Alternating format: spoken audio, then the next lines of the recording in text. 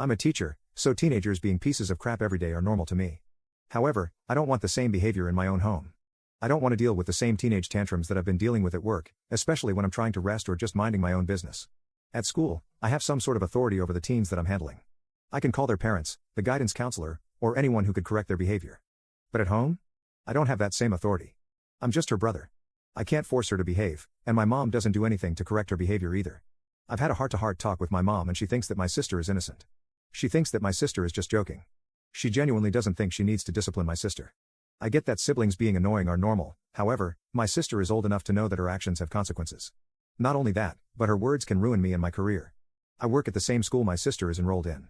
What if she calls me an incel in front of my students? What if she spreads false rumors about me abusing her if I ever discipline her? What if she tells people that I force her to do things against her will? My dad and I pay 50-50 for everything because his salary alone can't sustain all of the bills. I live in the Philippines where even up to 5 generations of families live under one roof. In fact, it's expected for children to take care of and financially support their parents and their grandparents as soon as they have their own jobs.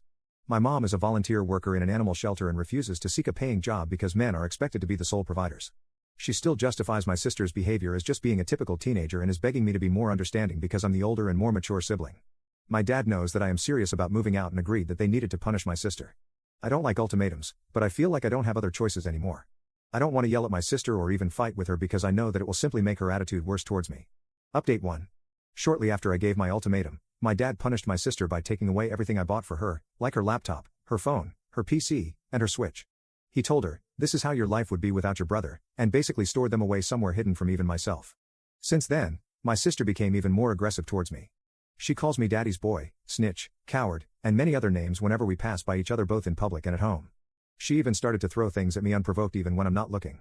They were soft things like towels, socks, stuffed toys, or handkerchiefs, but still.